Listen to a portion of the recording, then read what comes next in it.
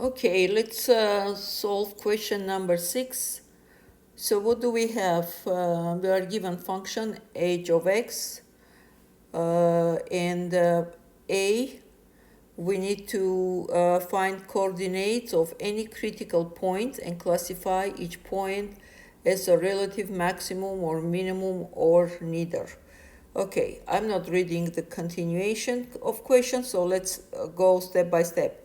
So question A, we need to find critical point, identify what every critical point is, meaning is it minimum, relative maximum, or neither, and find the coordinate, how much is the y for this critical point.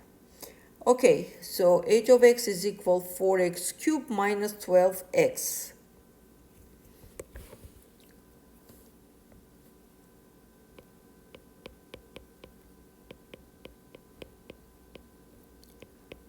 Minus 12x.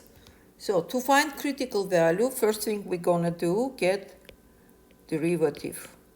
It's gonna be 12x squared, right? 3 comes in front, and 3 minus 1 is 2.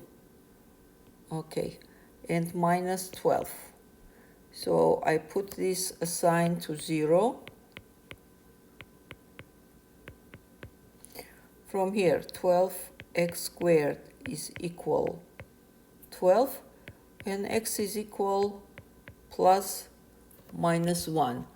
Okay, we got a critical value, plus minus 1. So what's next? So next we need to find the coordinate for each critical value, for x is equal 1 and for x is equal negative 1. So for x is equal positive 1, f of x is equal 4 times 1 cube and minus 12 times 1. So it's going to be negative 8. So first coordinate is going to be 1 and negative 8. Second critical value, x is equal negative 1. So f of x, it's going to be equal 4 times negative 1 cubed and minus 12 times negative 1. So here it's going to be positive 12, and here we have a 4 times negative 1, right? And answer is going to be positive 8. So it's going to be negative 1 and positive 8. Okay, so I think we have the first answer. Let's see.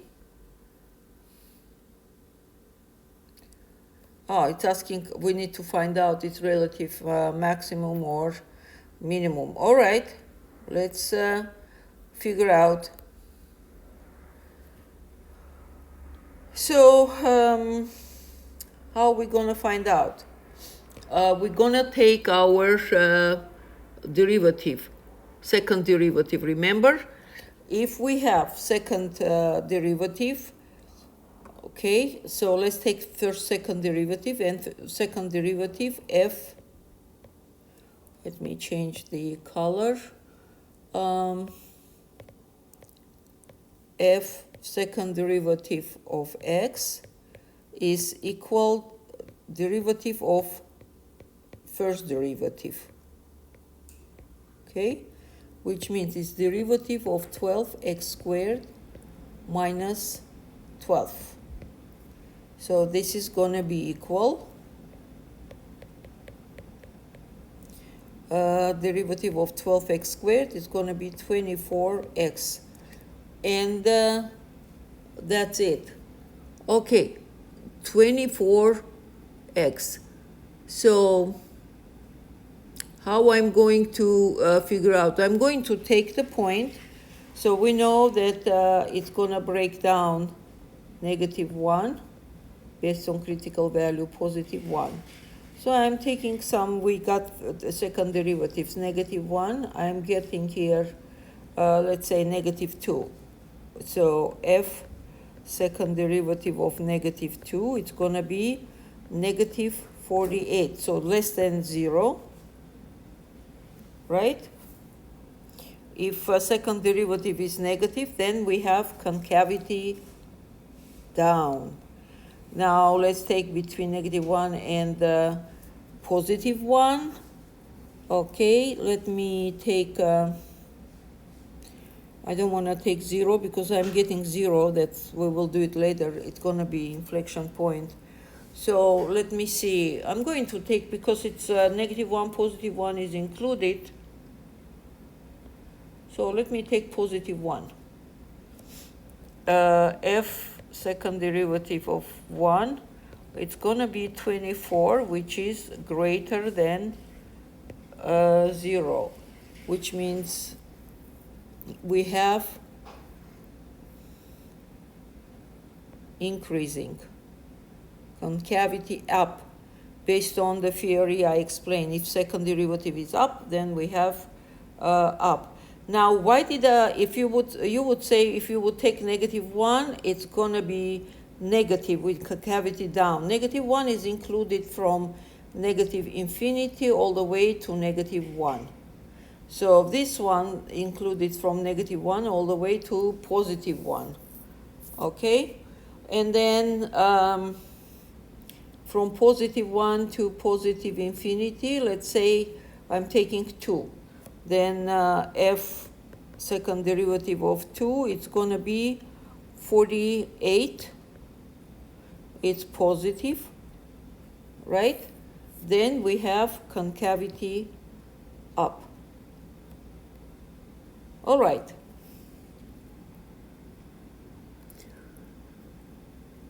Okay, so what do we have? This point -1 in this case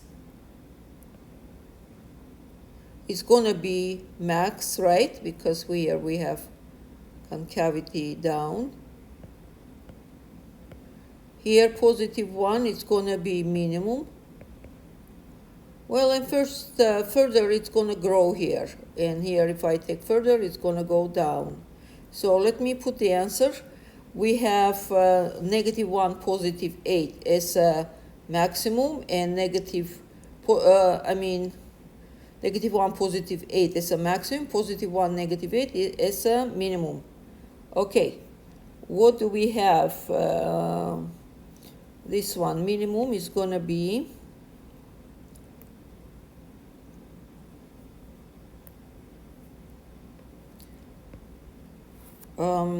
we had +1, comma, -8, okay? And then as a maximum, it's going to be -1, right? Remember? So it will be -1, comma, +8.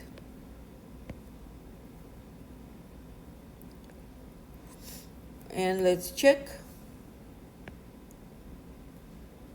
Well done. So next, what we have to do? The function is increasing where? And decreasing where? Okay, function is decreasing, function never increasing, function is increasing and never decreasing. That's not the answer, because we have n maximum and minimum, which means someplace it's increasing, someplace it's decreasing. All right, so how we are going to find out? I'm going to draw this concavity that we figured out. So let me see.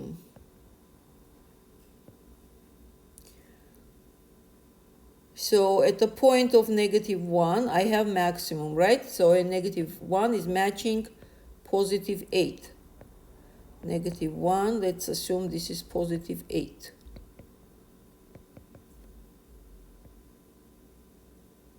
Okay, and here +1 is representing minimum, so it's going to be this one, +1 and -8, let's say here negative 8,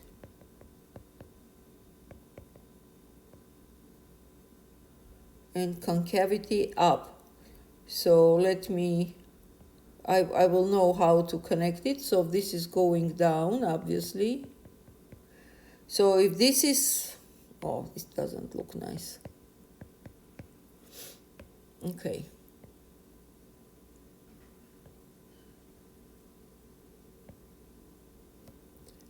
And this one is going up. Here, if I connect, I don't know through which point it's going to go, but I will find out. So what do we have?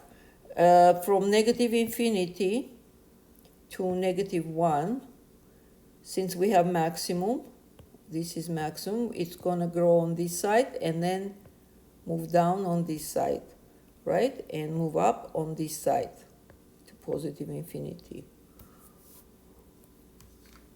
So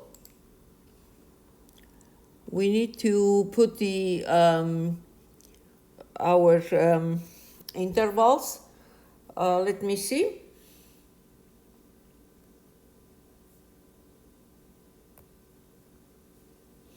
On what interval is increasing, what interval is decreasing. So since we have both, our case is going to be A because it has a coordinate interval for increasing and decreasing.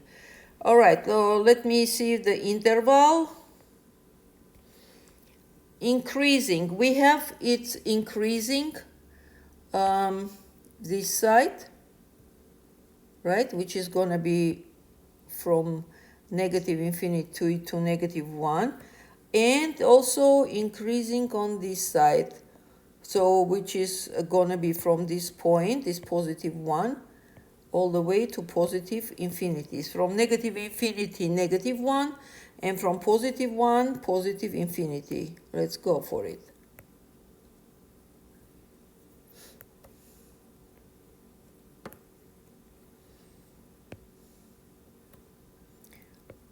So it's going to be negative infinity, comma, negative 1. All right. And now put here, it's supposed to be positive 1 and positive infinity. Yes? Okay. Where is it? Did I place? Yes. What is wrong? Oh, I didn't. Oh, this 1 and positive infinity I should put here. Ah, it's because both of them are increasing. Okay, let's fix it. I said but didn't put down like that. So it's going to be from positive 1. And you were wondering what I'm doing, right? There we go.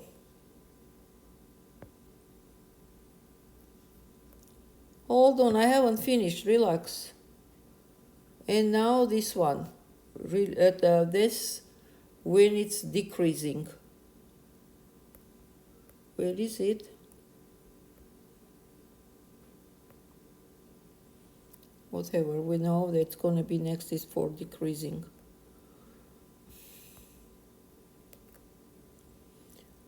And here it is decreasing. So let's find out our decreasing.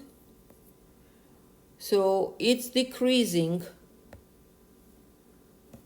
here, this piece, right?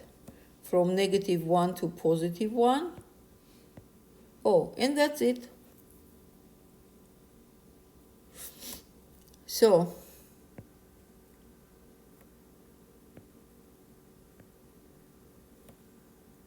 negative 1 and positive 1.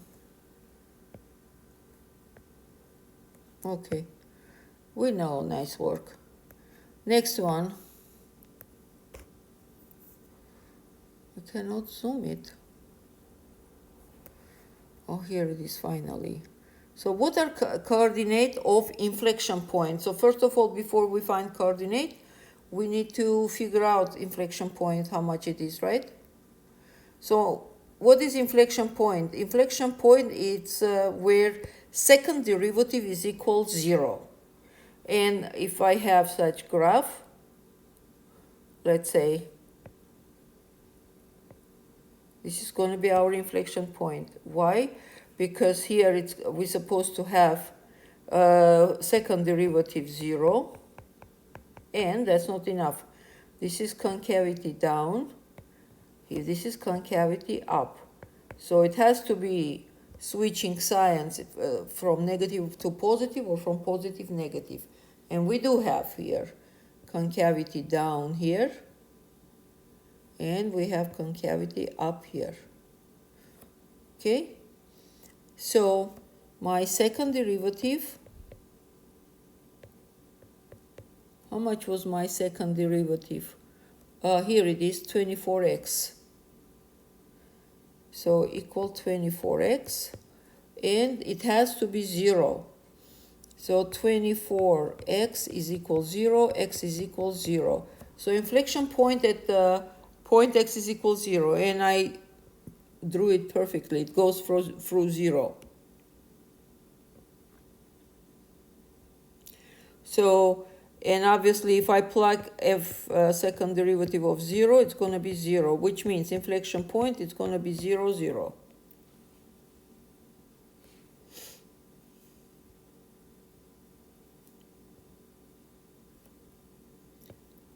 So opening parentheses, 0, comma, 0, closing parentheses, checking, and bingo. Oh, something else? What else did we have? D, on what interval is H concave up, and what interval H concave down? Okay.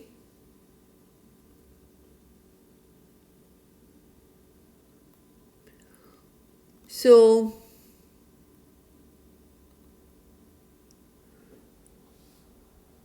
let's find out this one also. So our inflection point is the separating concave, right? One is up, one is down. Yes? So what does the concave up is which one? Let's see. Concave up is this one, right? Which means from 0 to positive infinity. Let me put this.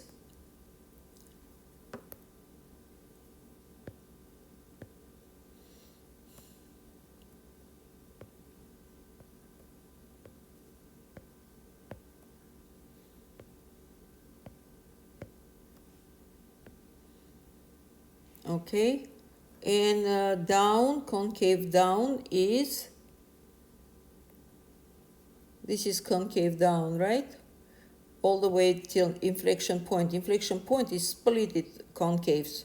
So since our inflection point, at a point of 0, then we are going to have from negative infinity to positive to 0, we have concave down.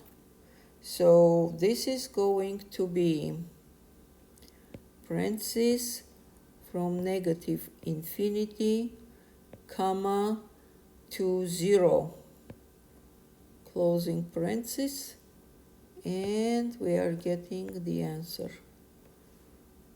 Okay, we are, oh, I was going to say we are done. We done nothing. We still have to do. But it's going to be easy. From 0, from negative infinity to 0, it's going to be concave down. So practically it's going to be this. Like this graph. Let's see. It just will go a little bit down on this side. Okay. So inflection point is 0. So what do we have? So which means it's going to be either A, we have C, right, and D, okay. Either A or C, or it's not D, because at the point of 0 we have their minimum. So either A or C. Well, let's see which one it's going to be, because both of them are inflection point goes through 0.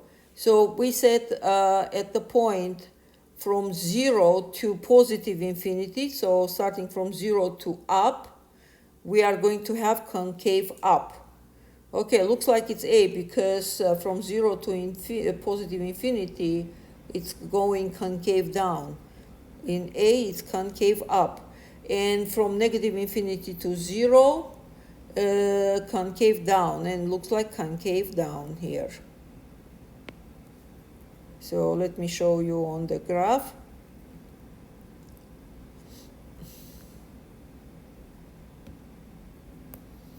Yeah, concave down, and from 0 to infinity, concave up. That's why that's going to be our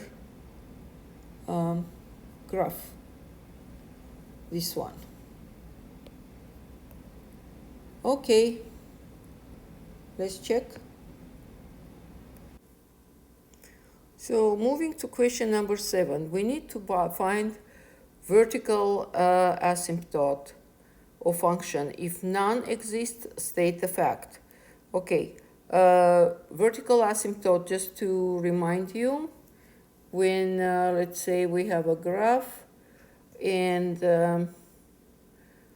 for example, let me see, this is my vertical asymptote, and I have a graph going like this, and I have a graph going like this. So this red one, let me do it. This is going to be our vertical asymptote. When running, graph is running to that line, vertical line, but never crosses. So what do we have here? We have 5x minus 2, 3x minus 2 and x minus 2. Okay.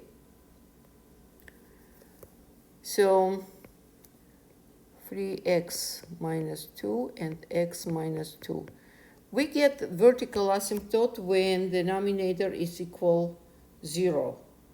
So let me see, if I put x minus 0, x minus 2 equals 0, x will be equal 2. So at the point x is equal 2, we will have vertical asymptote. So let me answer it. Has one vertical asymptote in our case, and we have one, it's gonna be 2. X is equal 2. Okay. Question number 8. So vertical asymptote, we have x plus 6 over x squared plus 8x plus 12. So x plus 6, x squared plus 8x plus 12. So again, to get the asymptote, our denominator has to be equal 0. If I take x squared plus 8x plus 12 and put it 0, how can I solve this to find x? I'm foiling. It's going to be 6 and 2. X plus 6, x plus 2 equals 0. From here, since it's 0, product is 0, so that means either x plus 6 is equal 0 or x plus 2 is equal 0, which means either x is equal negative 6 or x is equal negative 2. And in this case, we have two asymptotes, negative 2 and negative 6. Maybe we have asymptote like this, and then it goes like this, oops, and then it goes like this, something like this. Okay, two asymptotes, negative 6, negative 2. Oh, let me see, I saw something interesting.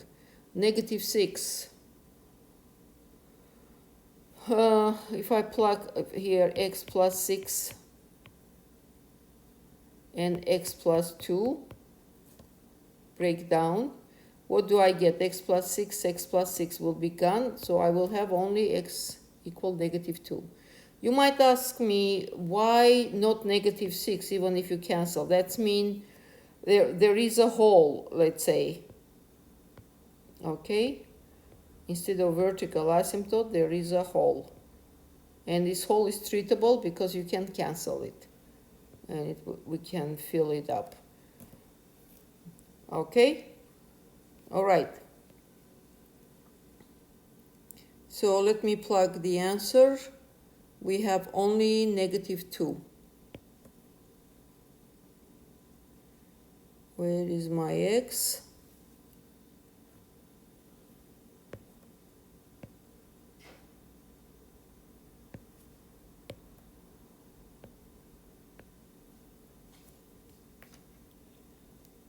Next question. Question number 9. So x squared, we have x squared plus 361. Because we have plus, x can have any value. We are not going to get 0 in denominator, yes? X is 0, we have 361. X is negative, you square get positive, even more positive. So there is no vertical asymptote. Function has no vertical asymptote.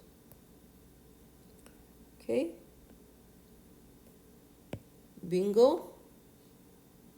So moving to question number 10. Here we need to find horizontal asymptote. So we have 6x over 8x minus 5.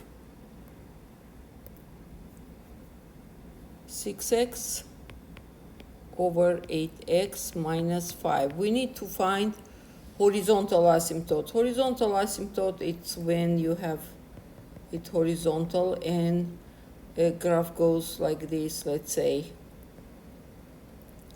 Okay?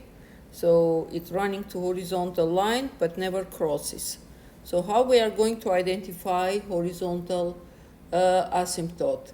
So let's assume we have function f of x where, let me see, we have here a, no, let me pick a brighter color so we can see the difference, a, okay, b, x to power n, let me write down, x to power n, and then plus blah blah blah blah. It's not subject of our interest. Next, at the bottom we have b, and then x to power m, and plus blah blah blah. Bottom line is we need the highest degree in numerator, which is n, and highest degree in denominator, which is m. So here is the rule. If, case 1, if n is less than m, then horizontal asymptote is y, horizontal asymptote is y equal 0, which is this one.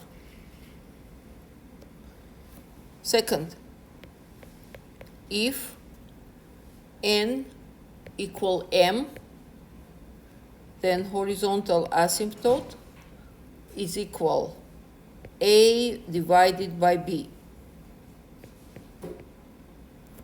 Okay? Next, number 3. If n greater than m, which means we have improper fraction, right? Then we have no horizontal asymptote. Okay, let's go back to our problem. We have 6x me move it down here.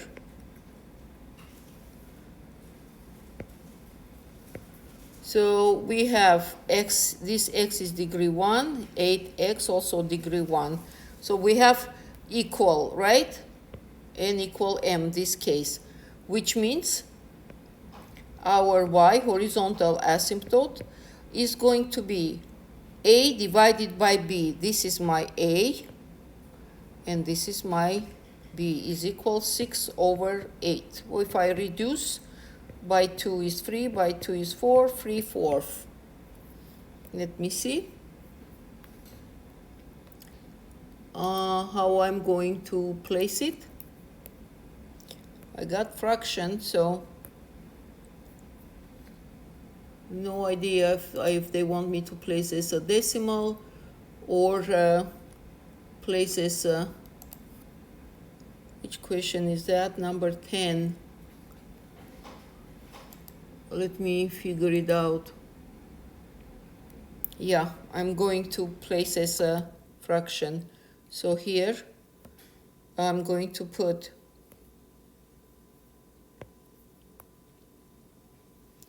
where is my y? This is v. Y is equal 3/4, right? 3 here is divided by 4. This forward slash will give you fraction division. Let me see. Excellent. So moving to number 11. So again, horizontal asymptote. The highest degree on the top is 1, and the highest degree at the bottom is 3. So we have this case when n is less than m, and which means y is equal 0. So I'm going to place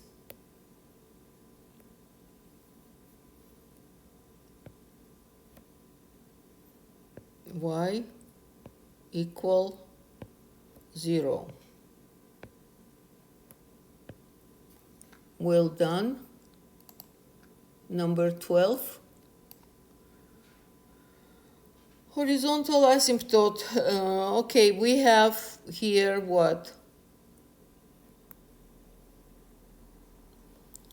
Highest degree on the top is 5, highest degree at the bottom is 4, which means n, the degree in numerator is greater than degree in denominator. In this case, it's going to be third case, which is there is no horizontal asymptote.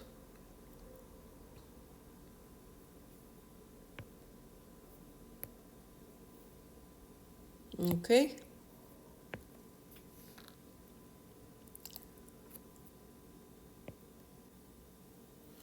Moving to question number 13. What does it say? According to a study, a vehicle's fuel economy in mile per gallon decreases rapidly for speed over 40 miles per gallon. So question A, estimate the speed at the vehicle at which absolute maximum gasoline mileage is obtained. So the speed at which the absolute maximum, it's gonna be, let me open, absolute maximum, it's gonna be 35 miles per hour. Okay.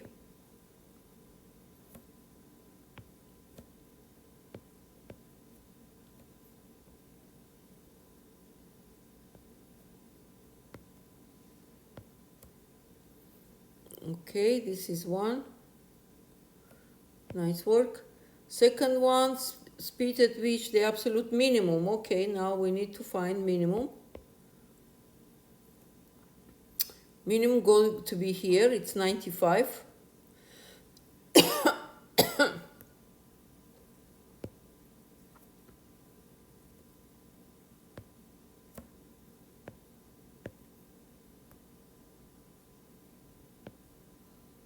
95 miles per gallon, miles per hour.